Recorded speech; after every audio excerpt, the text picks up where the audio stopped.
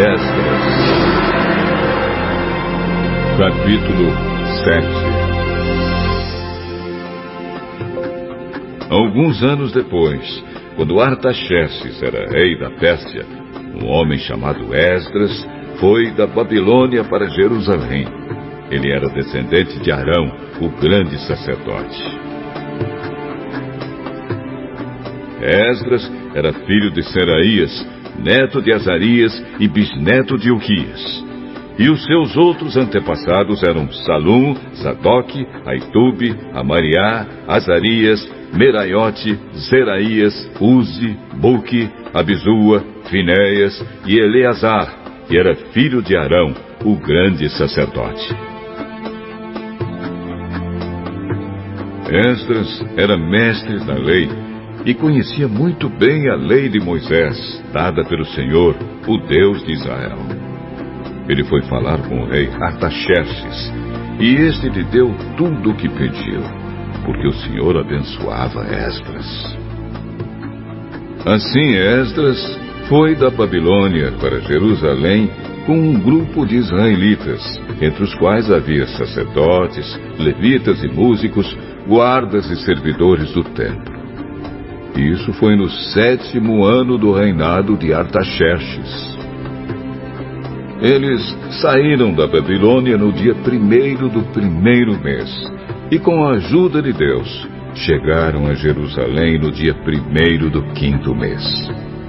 Esdras havia dedicado a sua vida a estudar e a praticar a lei do Senhor, e a ensinar todos os seus mandamentos ao povo de Israel. Esta é a cópia da carta que o rei Artaxerxes entregou ao sacerdote Esdras, o mestre da lei, que conhecia bem todas as leis e mandamentos que o Senhor tinha dado a Israel.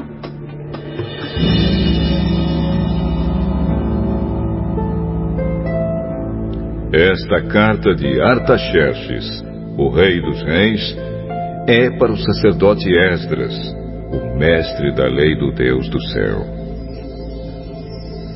Saudações. Ordeno que, de todo o meu reino, podem ir com você para Jerusalém todos os israelitas que quiserem, isto é, gente do povo, sacerdotes e levitas. Eu, o rei, junto com os meus 7 conselheiros, mando que você vá a Jerusalém e a Judá, para ver se a lei do seu Deus que lhe foi entregue está sendo bem obedecida.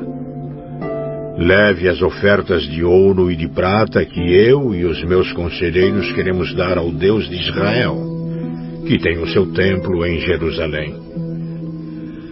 Leve também toda a prata e ouro que recolheu na província da Babilônia e as ofertas que o povo israelita e os seus sacerdotes deram para o templo do seu Deus em Jerusalém. Use esse dinheiro com cuidado, comprando com ele touros, carneiros, ovelhas, cereais e vinho, para oferecer no altar do templo de Jerusalém. Com o ouro e a prata que sobrarem, compre qualquer coisa que você e os seus companheiros quiserem, de acordo com a vontade do seu Deus. Os objetos que lhe foram dados para serem usados nos serviços do templo, você os entregará a Deus em Jerusalém. E qualquer outra coisa que precisar para o templo será paga pela tesouraria do rei. Eu, o rei Artaxerxes, ordeno a todos os tesoureiros da província do Eufrates Oeste que entreguem imediatamente ao sacerdote Esdras, o mestre da lei do Deus do céu, tudo o que ele pedir.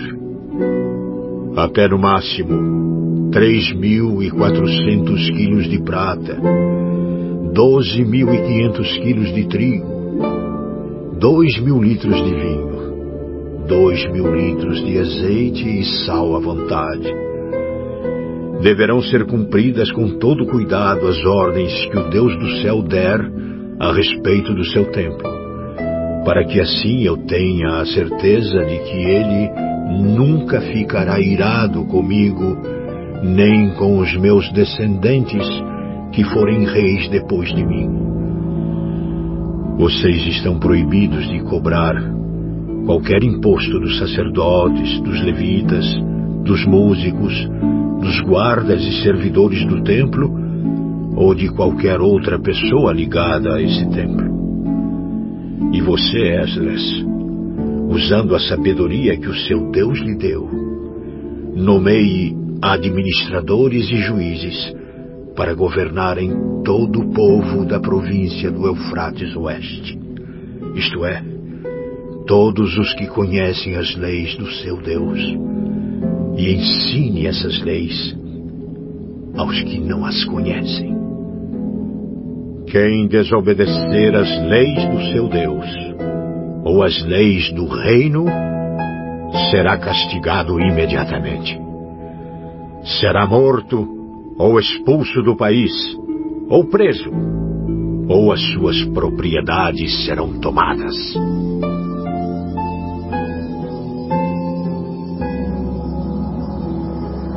Esdras disse: Louvado seja o Senhor, o Deus dos nossos antepassados, que pôs no coração do rei o desejo de honrar dessa maneira o templo do Senhor em Jerusalém. Pois, sabendo que o Senhor estava comigo, criei coragem e conquistei a boa vontade do rei, dos seus conselheiros e de todos os seus oficiais poderosos. Assim o Senhor, meu Deus, me animou e eu consegui convencer muitos chefes dos grupos de famílias de Israel a voltarem comigo para a nossa terra. Esdras, capítulo 8.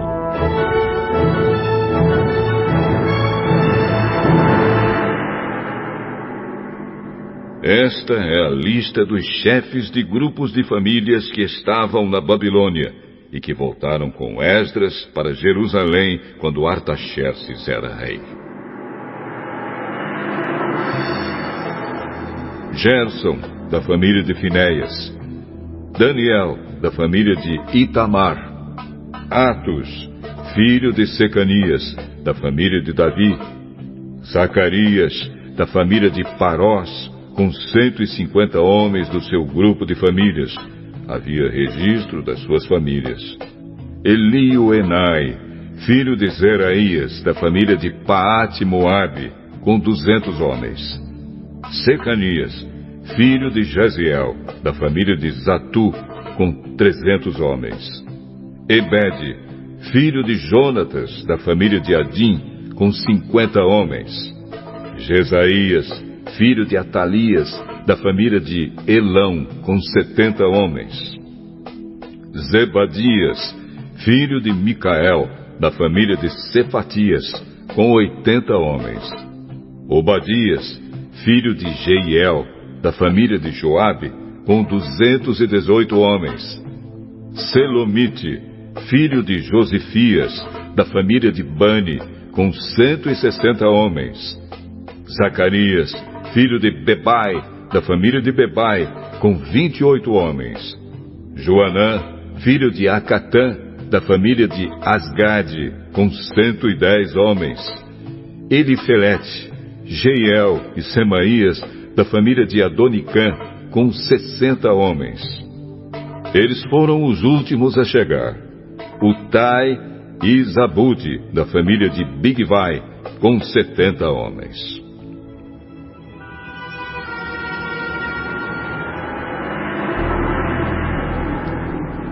Eu, Esdras, reuni toda essa gente perto do rio que corre para a cidade de Ahava. E ficamos acampados ali 3 dias. Quando examinei o povo com mais cuidado, vi que no meio deles havia sacerdotes, porém não havia nenhum levita. Aí mandei chamar 9 líderes: Eliezer, Ariel, Semaías, Eunatã, Jaribe, Eunatã, Natã, Zacarias e Mesulã.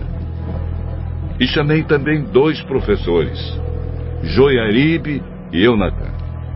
Eu mandei que eles fossem procurar Ido, o chefe do lugar chamado Casifia, e dissessem a ele e aos seus colegas servidores do templo que nos mandassem gente para servir a Deus no templo. E, porque Deus estava nos abençoando, eles nos mandaram um homem muito capaz, chamado Serebias, levita da família de Mali. 18 dos seus filhos e irmãos vieram com ele. Eles também mandaram Asabias e Jesaías, da família de Merari, com 20 dos seus filhos e irmãos. Vieram também 220 servidores do templo, os quais eram descendentes daqueles que o rei Davi e os seus oficiais haviam escolhido para ajudar os levitas. E fizeram uma lista com os nomes de todos eles. Então, ali, perto do rio Ahava, dei ordem para que houvesse um dia de jejum. Todos nós deveríamos nos ajoelhar diante do nosso Deus e lhe pedir que nos dirigisse na nossa viagem e nos protegesse, os nossos filhos e tudo que era nosso. Eu tinha dito ao rei que o nosso Deus protege todos os que confiam nele, porém que a sua força e a sua ira vão contra aqueles que o abandonam.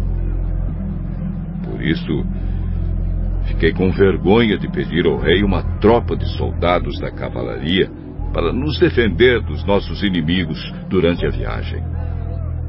Assim, nós jejuamos e oramos, pedindo a Deus que nos protegesse. E ele atendeu às nossas orações. Dos chefes dos sacerdotes, eu escolhi Serebias, Asabias e outros 10. Então pesei a prata, o ouro e os objetos que o rei, os seus conselheiros e funcionários e o povo de Israel haviam dado para serem usados no templo.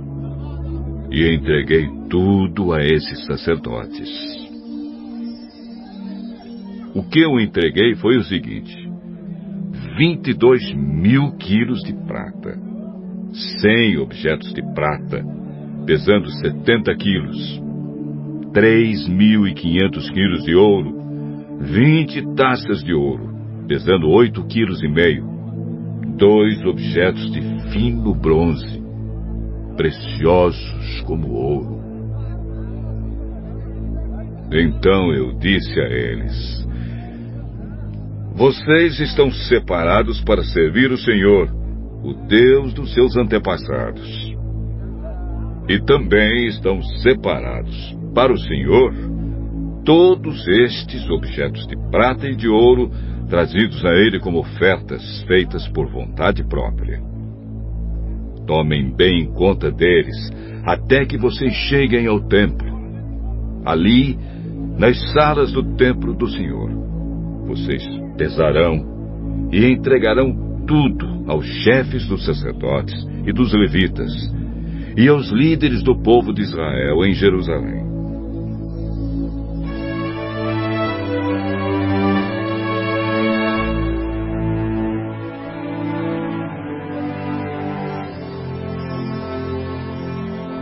Então os sacerdotes e os levitas receberam a prata, o ouro e os objetos, a fim de os levar para o templo de Jerusalém.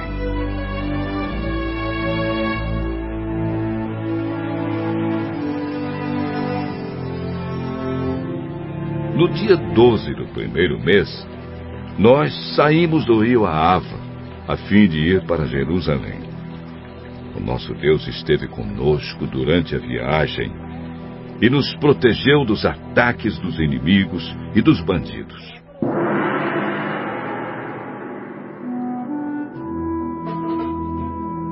Quando chegamos a Jerusalém, descansamos 3 dias. E então, no 4º dia, fomos ao templo e pesamos a prata, o ouro e os objetos. E os entregamos ao sacerdote Meremote, filho de Urias.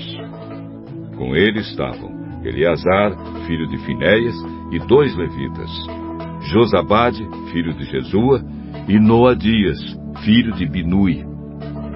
A prata, o ouro e os objetos foram contados e pesados, e o peso foi anotado. Depois, todos os que voltaram da Babilônia entregaram animais para serem completamente queimados como sacrifícios ao Deus de Israel. Eles ofereceram 12 touros em favor do povo de Israel, 96 carneiros, 77 carneirinhos, e para purificar o povo dos pecados, 12 bodes. Todos esses animais foram completamente queimados como sacrifícios a Deus, o Senhor. Depois, entregaram a ordem do rei às autoridades do reino e aos governadores da província do Eufrates Oeste, e estes ajudaram o povo e o culto no templo de Deus. Esdras, capítulo 9.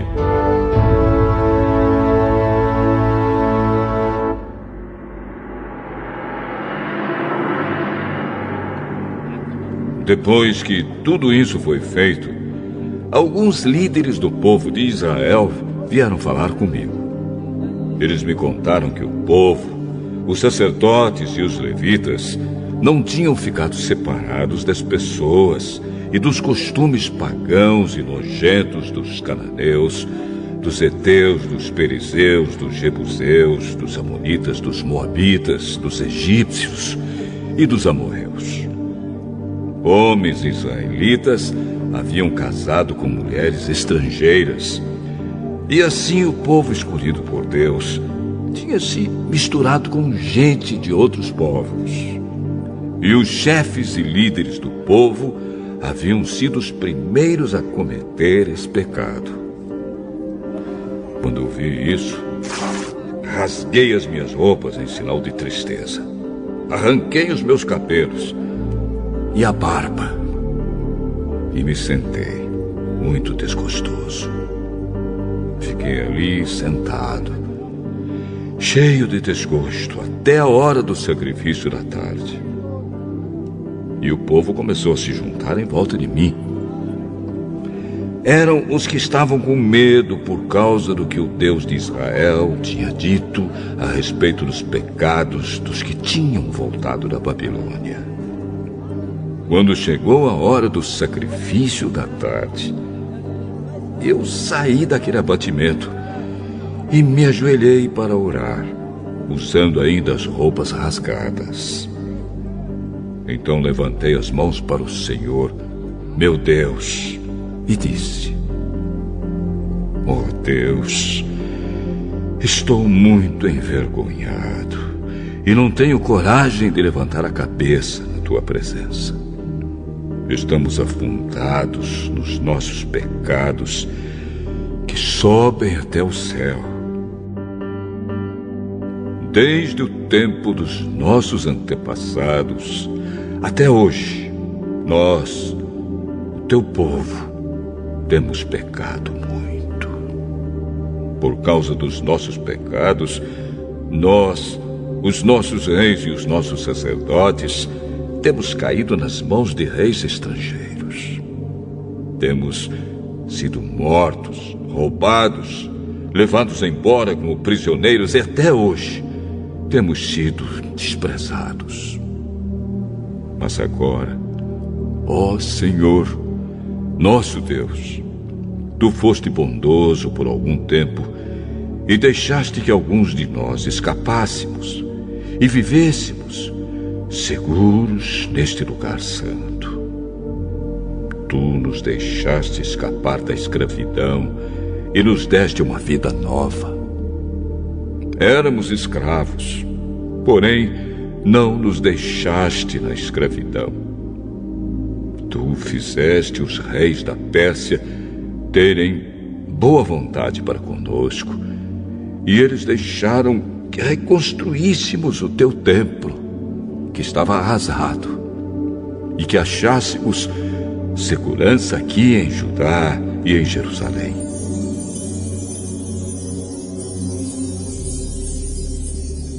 Mas agora, ó Deus, o que podemos dizer depois que tudo isso aconteceu?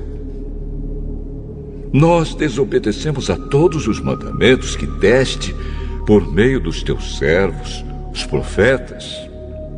Eles nos avisaram que a terra em que íamos entrar e que ia ser nossa era impura, porque a gente que morava nela a havia enchido de ponta a ponta com as suas ações más e impuras. Eles disseram que nunca deveríamos casar com essa gente.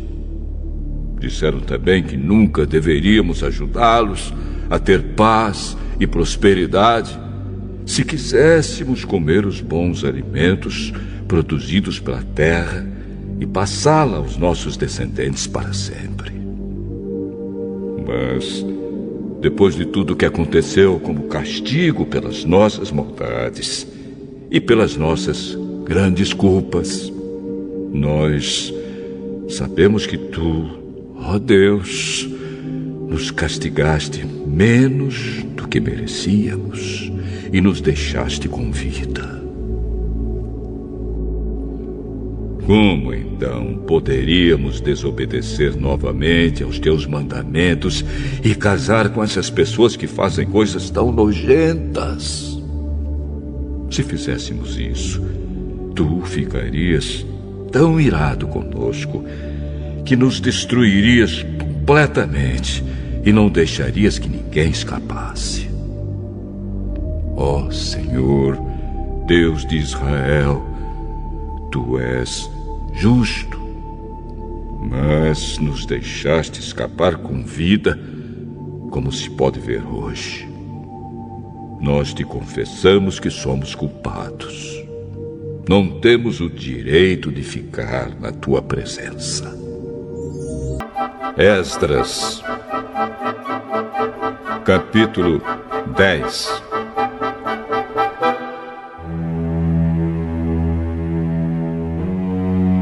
Enquanto Esdras estava ajoelhado em frente do templo, orando, chorando e confessando esses pecados, um grande grupo de israelitas, homens, mulheres e crianças, se reuniu em volta dele.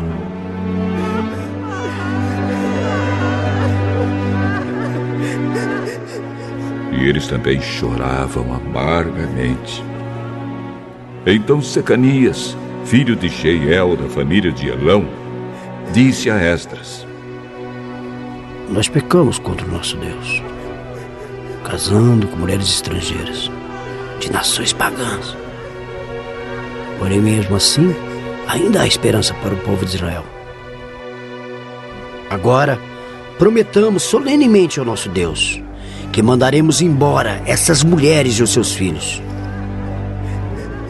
Isso faremos, seguindo o seu conselho e o dos outros que respeitam os mandamentos do nosso Deus.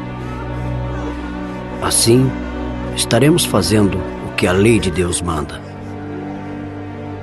Levante-se, pois é o Senhor quem deve fazer isso. Nós o apoiaremos. Portanto, anime-se e mãos à obra.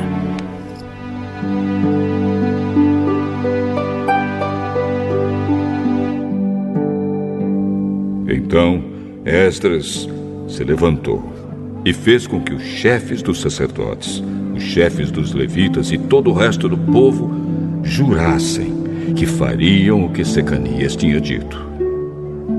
E eles juraram. Aí Esdras saiu da frente do templo e foi para o quarto de Joanã, filho de Eliasibe. Ele passou a noite ali, sem comer nem beber, porque estava muito triste por causa da infidelidade dos que haviam voltado da Babilônia.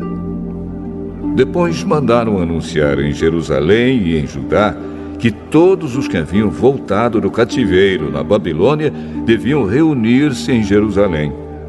Avisaram também que, por ordem dos governadores e líderes do povo, qualquer pessoa que não chegasse no prazo de 3 dias perderia suas propriedades e também o direito de fazer parte do povo de Israel.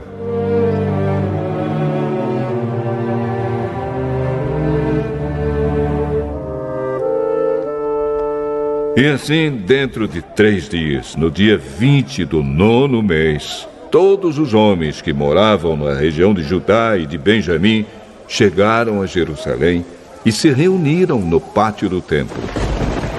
Estava caindo uma chuva forte e, por causa do tempo e da importância daquele assunto, todos tremiam. Então o sacerdote Esdras se levantou e disse: Vocês foram infiéis e aumentaram a culpa do povo de Israel por terem casado com mulheres estrangeiras.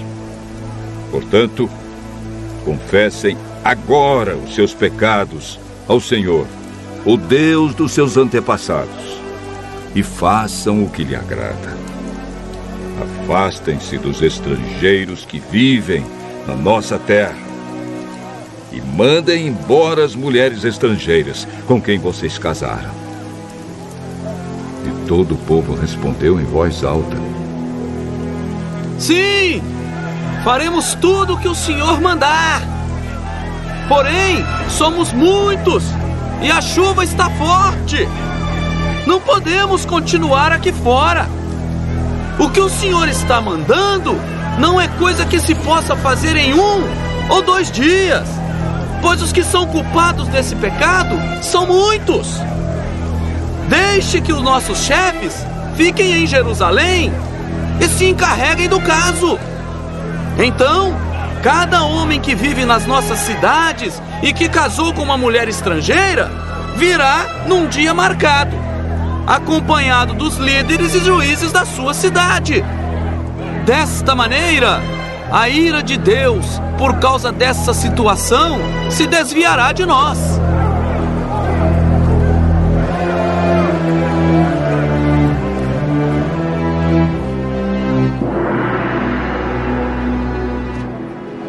Ninguém foi contra o plano, a não ser Jonatas, filho de Azael, e Jazéias, filho de Tikva. E Mesulã e Sapetai, o levita, os apoiaram. Os que haviam voltado da Babilônia aceitaram o plano. Então o sacerdote Esdras escolheu alguns homens entre os chefes dos grupos de famílias e anotou os nomes deles.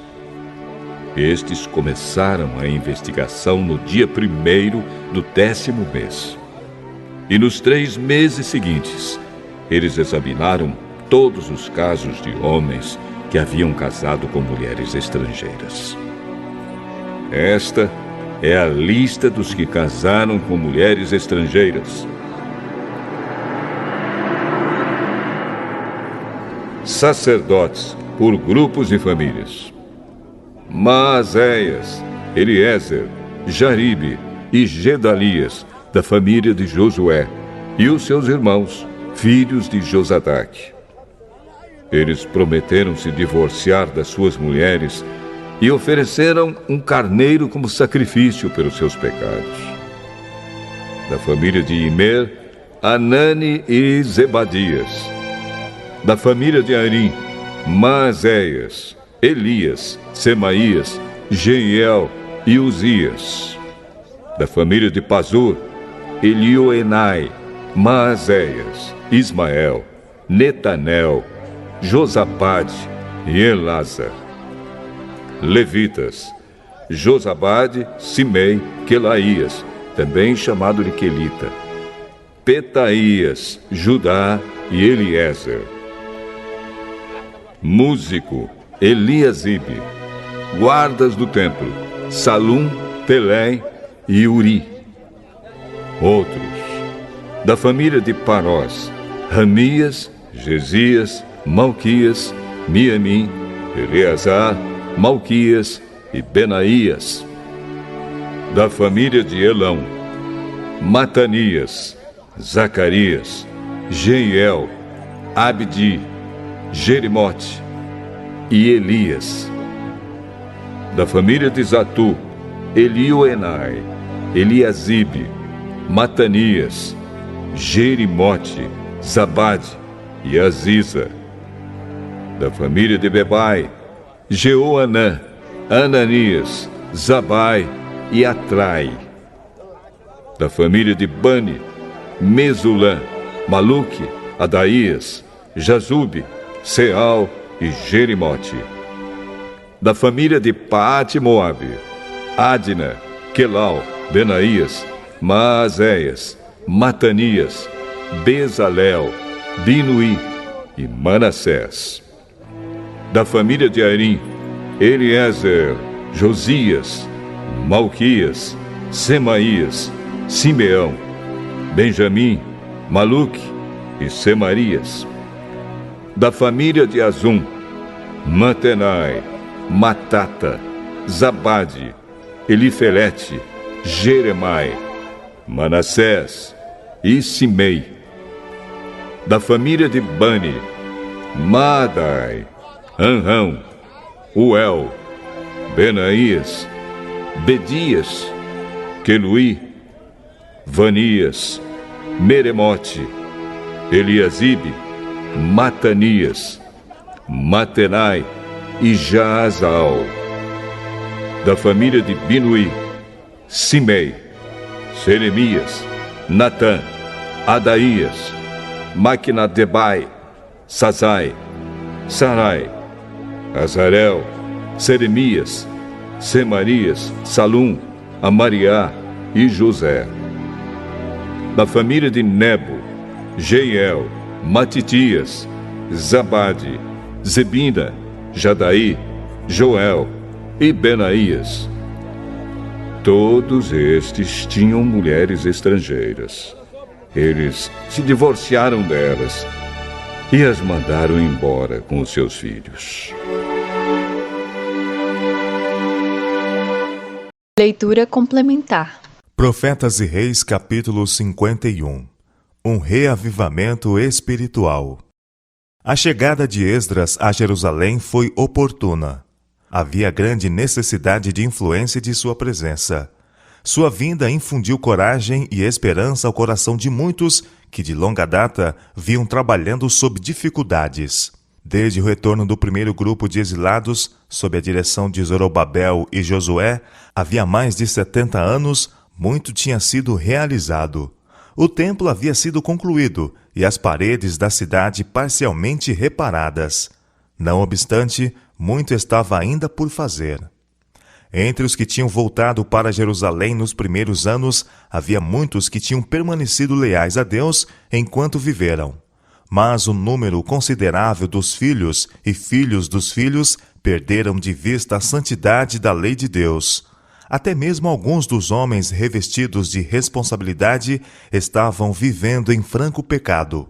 Sua conduta estava neutralizando grandemente os esforços feitos por outros para fazer progredir a causa de Deus, pois enquanto as flagrantes violações da lei divina haviam sido permitidas prosseguir sem condenação, as bênçãos do céu não podiam repousar sobre o povo. Foi da providência de Deus que os que retornassem com Esdras tivessem tido tempo especial de buscar ao Senhor.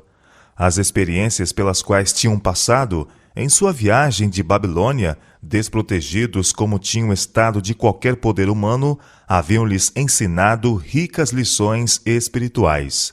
Muitos tinham se tornado fortes na fé, e ao se misturarem com os desencorajados e indiferentes em Jerusalém, sua influência foi um poderoso fator para a reforma pouco mais tarde instituída. No quarto dia após a chegada, os tesouros de ouro e prata, com os vasos para o serviço do santuário, foram depositados pelos tesoureiros nas mãos dos oficiais do templo, na presença de testemunhas e com a máxima exatidão. Cada artigo foi examinado, conforme o número e conforme ao peso. Esdras capítulo 8, verso 34. Os filhos do cativeiro, que tinham voltado com Esdras, ofereceram holocaustos ao Deus de Israel, como sacrifício pelo pecado e como sinal de seu reconhecimento e ação de graças pela proteção de santos anjos durante a viagem. Então deram as ordens do rei aos sátrapas do rei e aos governadores de aquém do rio, e ajuntaram o povo e a casa de Deus. Esdras capítulo 8, versos 35 e 36. Bem pouco depois, uns poucos dos chefes de Israel se aproximaram de Esdras com uma séria denúncia. Alguns de Israel e os sacerdotes e os levitas tinham ido longe no desrespeito aos santos mandamentos de Jeová, a ponto de cruzarem-se em casamento com os povos vizinhos. Tomaram das suas filhas para si e para seus filhos, foi dito a Esdras. E assim se misturou a semente santa com os povos das terras pagãs. Até a mão dos príncipes e magistrados foi a primeira nesta transgressão. Esdras capítulo 9, versos 1 e 2. Em seu estudo das causas que levaram ao cativeiro babilônio, Esdras havia verificado que a apostasia de Israel devia-se em grande parte à sua mistura com nações pagãs. Ele notara que se eles tivessem obedecido à ordem de Jeová de se conservarem separados das nações que o cercavam, teriam sido poupados de muitas experiências tristes e humilhantes. Agora, ao compreender que, não obstante as lições do passado, homens preeminentes ousavam transgredir as leis dadas como salvaguarda contra a apostasia, seu coração se confrangeu. Ele se lembrou de Deus em outra vez dar a seu povo permanência em sua terra nativa, e sentiu-se presa de justa indignação, e agastado com a ingratidão deles. Ouvindo eu tal coisa, ele disse, rasguei o meu vestido e o meu manto, e arranquei os cabelos da minha cabeça e da minha barba, e me assentei atônito. Então se ajuntaram a mim todos os que tremiam das palavras do Deus de Israel, por causa da transgressão dos do cativeiro. Porém, eu me fiquei assentado atônito até o sacrifício da tarde. Esdras capítulo 9, versos 3 e 4. Ao tempo do sacrifício da tarde, Esdras se levantou, e uma vez mais rasgou seus vestidos e o seu manto, e se pôs de joelho, esvaziando sua alma em súplica ao céu. Estendendo as mãos para o Senhor, ele exclamou, meu Deus, estou confuso e envergonhado para levantar a ti a minha face, meu Deus. Porque as nossas iniquidades se multiplicaram sobre a nossa cabeça, e a nossa culpa tem crescido até os céus. Desde os dias de nossos pais, o suplicante prosseguiu, até o dia de hoje estamos em grande culpa, e por causa das nossas iniquidades fomos entregues, nós, os nossos reis e os nossos sacerdotes, nas mãos dos reis da terra, à espada, ao cativeiro e ao roubo e à confusão do rosto, como hoje se vê. E agora, como por um pequeno momento, se nos fez graça da parte do Senhor, nosso Deus, para nos deixar alguns que escapem, e para dar-nos uma estaca no seu santo lugar, para nos alumiar os olhos, ó Deus nosso, e para nos dar uma pouca de vida na nossa servidão. Porque servos somos, porém na nossa servidão não nos desamparou o nosso Deus. Antes estendeu sobre nós beneficência perante os reis da Pérsia, para revivermos, para levantarmos a casa do Senhor nosso Deus e para restaurarmos as suas assolações e para que se nos desse uma parede em Judá e em Jerusalém. Agora, pois, ó nosso Deus, que diremos depois disto? Pois deixamos teus mandamentos, os quais mandaste pelo ministério de teus servos, os profetas, e depois de tudo o que nos tem sucedido por causa das nossas más obras e da nossa grande culpa, ainda assim tu, ó nosso Deus, estorvasse que fôssemos destruídos por causa da nossa iniquidade, e ainda nos deste livramento como este. Tornaremos, pois, agora a violar os teus mandamentos e aparentar-nos com os povos destas abominações? Não te indignarias tu assim contra nós, até de todo nos consumires? Até que não ficasse resto, nem quem escapasse? Ah, Senhor, Deus de Israel, justo és, pois ficamos escapos, como hoje se vê. Eis que estamos diante de ti no nosso delito, porque ninguém há que possa estar na tua presença por causa disto. Esdras capítulo 9, versos 6 a 15. A tristeza de Esdras e seus associados com respeito aos males que insidiosamente haviam penetrado no próprio coração da obra do Senhor produziu arrependimento. Muitos dos que haviam pecado foram profundamente tocados. O povo chorava com grande choro. Esdras capítulo 10, verso 1. Em grau limitado começaram a sentir a odiosidade do pecado e o horror com que Deus o considerara. Eles viram a santidade da lei anunciada no Sinai, e muitos tremeram ao pensamento da transgressão da mesma. Um dos presentes, de nome Secanias, reconheceu como justas todas as palavras de Esdras. Nós temos transgredido contra o nosso Deus, ele confessou, e casamos com mulheres estrangeiras do povo da terra. Mas no tocante a isso, ainda há esperança para Israel. Secanias propôs que todos os que tinham transgredido fizessem um concerto com Deus de renunciar ao pecado, e que isso fosse adjudicado conforme a lei. Levanta-te, ele impôs a Esdras, porque te pertence este negócio, e nós seremos contigo. Esforça-te e faze assim. Então Esdras se levantou e ajuramentou os maiorais dos sacerdotes e dos levitas, e a todo o Israel, de que fariam conforme a esta palavra. Esdras capítulo 10, versos 2 a 5. Este foi o início de uma maravilhosa reforma. Com infinita paciência e tato, e com cuidadosa consideração pelos direitos e bem-estar de cada pessoa envolvida, Esdras e seus associados lutaram por levar os penitentes de Israel ao caminho reto. Esdras era, sobretudo, um ensinador da lei, e ao dar atenção pessoal ao exame de cada caso, ele procurou impressionar o povo com a santidade desta lei e a bênção a ser alcançada pela obediência. Onde quer que Esdras laborasse, aí se suscitava um reavivamento no estudo das Santas Escrituras. Mestres eram apontados para instruir o povo. A lei do Senhor era exaltada e honrada. Os livros dos profetas eram examinados e as passagens que prediziam a vinda do Messias levavam esperança e conforto a muito coração triste e cansado. Mais de 2000 anos se passaram desde que Esdras preparou o seu coração para buscar a lei do Senhor e para a cumprir. Mas o lapso de tempo não diminuiu a influência do seu piedoso exemplo. Através dos séculos, o registro de sua vida de consagração tem inspirado a muitos com a determinação de buscar a lei do Senhor e para a cumprir. Os propósitos de Esdras eram altos e santos. Em tudo o que fizera, fora movido por um profundo amor pelas almas.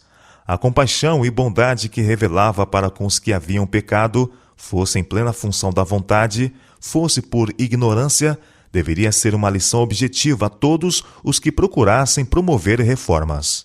Os servos de Deus devem ser tão firmes como a rocha onde retos princípios estiverem envolvidos. Mas, do mesmo modo, devem manifestar simpatia e longanimidade. Como Esdras, devem ensinar aos transgressores o caminho da vida, inculcando-lhes princípios que são o fundamento de todo o reto proceder. Nesta fase do mundo, quando Satanás está procurando, mediante múltiplas instrumentalidades, cegar os olhos de homens e mulheres para com os impostergáveis reclamos da lei de Deus, há necessidade de homens que possam levar muitos a tremerem ao mandado do nosso Deus. A necessidade de verdadeiros reformadores que indiquem aos transgressores o grande doador da lei. Eles ensinem que a lei do Senhor é perfeita e refrigera a alma. A necessidade de homens poderosos nas Escrituras, homens dos quais cada palavra e cada ato exaltem os estatutos de Jeová, homens que procurem fortalecer a fé. São necessários mestres que inspirem os corações com reverência e amor pelas Escrituras. A abundante iniquidade prevalecente hoje pode ser atribuída em grande medida à deficiência no estudo e obediência às Escrituras. Pois quando a palavra de Deus é posta de lado, é rejeitado o seu poder para restringir as más paixões do coração natural. Os homens semeiam na carne, e da carne ceifam corrupção. com o abandono da Bíblia tem vindo o abandono da lei de Deus. A doutrina segundo a qual os homens estão livres da obediência aos divinos preceitos tem enfraquecido a força da obrigação moral e aberto as comportas da iniquidade sobre o mundo. A ilegalidade, dissipação e corrupção estão arrasando à semelhança de um irresistível dilúvio. Em todos os lugares se vêem inveja, suspeição, hipocrisia, intrugice, emulação, atritos, atraiçoamento de sagrados encargos, indulgência para com a paixão sensual. Todo o sistema de princípios religiosos e doutrinas que devia formar o fundamento e a estrutura da vida social assemelha-se a uma massa vacilante, pronta para cair em ruínas. Nos últimos dias da história da Terra, a voz que falou do Sinai está ainda declarando: não terás outros deuses diante de mim. Êxodo capítulo 20, verso 3. O homem tem posto sua vontade contra a vontade de Deus, mas não pode silenciar a palavra de ordem. A mente humana não pode fugir às suas obrigações para com poder mais alto. Podem abundar teorias e especulações. Os homens podem opor a ciência à revelação, e assim arredar a lei de Deus. Mas a ordem vem cada vez mais forte. Ao Senhor teu Deus adorarás, e só a Ele servirás. São Mateus capítulo 4, verso 10. Não existe o que se possa chamar enfraquecimento ou fortalecimento da lei de Jeová. Ela é como tem sido. Tem sido e sempre será santa, justa e boa, completa em si mesma. Não pode ser revogada ou mudada. Honrá-la ou desonrá-la é apenas a maneira de dizer dos homens. Entre as leis de homens e os preceitos de Jeová, travar-se-á a maior batalha da controvérsia entre a verdade e o erro. Nesta batalha estamos agora entrando. Não uma batalha entre igrejas rivais lutando pela supremacia, mas entre a religião da Bíblia e as religiões de fábulas e tradições. As agências que se têm unido contra a verdade estão agora ativamente em operação. A santa palavra de Deus, que tem chegado até nós ao preço tão alto de sofrimento e derramamento de sangue, é tida em pouco valor. Poucos há que realmente a aceitam como regra da vida. A infidelidade prevalece em medida alarmante, não apenas no mundo, mas na igreja. Muitos têm chegado a negar doutrinas que são as colunas da fé cristã.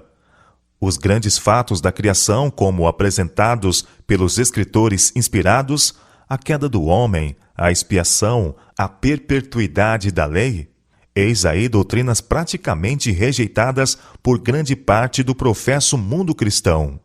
Milhares que se orgulham de seu conhecimento consideram uma evidência de fraqueza a implícita confiança na Bíblia e uma prova de erudição sofismar das Escrituras e alegorizar e atenuar suas mais importantes verdades. Os cristãos devem estar se preparando para aquilo que logo irá cair sobre o mundo como terrível surpresa. E esta preparação deve ser feita mediante diligente estudo da Palavra de Deus e pelo levar a vida na conformidade com os seus preceitos. As tremendas questões de eternidade demandam de nossa parte algo mais que uma religião de pensamento, uma religião de palavras e formas, onde a verdade é mantida no recinto exterior. Deus pede um reavivamento e uma reforma. As palavras da Bíblia, e a Bíblia somente, deviam ser ouvidas do púlpito. Mas a Bíblia tem sido roubada em seu poder, e o resultado é visto no rebaixamento dos tonos da vida espiritual. Em muitos sermões de hoje não existe aquela divina manifestação que desperta a consciência e leva vida à alma. Os ouvintes não podem dizer: porventura não ardia em nós o nosso coração quando, pelo caminho, nos falava e quando nos abria as Escrituras? São Lucas capítulo 24, verso 32. Há muitos que estão clamando pelo Deus vivo, ansiando pela divina presença. Permiti que a palavra de Deus lhes fale ao coração. Deixai que os que têm ouvido apenas tradição e teorias e máximas humanas ouçam a voz daquele que pode renovar a alma para a vida eterna. Grande luz jorrou dos patriarcas e profetas. Gloriosas coisas foram ditas de Sião, a cidade de Deus. Assim, o Senhor deseja que a luz brilhe através dos seus seguidores hoje. Se os santos do Velho Testamento deram tão fulgurante testemunho de lealdade, não deviam aqueles sobre quem está brilhando a luz acumulada de séculos dar mais assinalado testemunho do poder da verdade? A glória dos profetas derrama luz sobre nosso caminho. O tipo encontrou o antítipo na morte do Filho de Deus. Cristo ressuscitou dos mortos, proclamando sobre o sepulcro rompido: Eu sou a ressurreição e a vida. São João capítulo 11, verso 25. Ele enviou o seu Espírito ao mundo para trazer todas as coisas à nossa lembrança. Por um milagre de poder, ele tem preservado sua palavra escrita através dos séculos.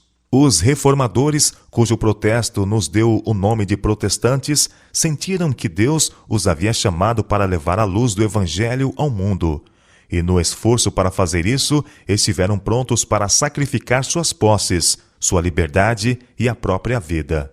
Em face de perseguição e morte, o Evangelho foi proclamado longe e perto.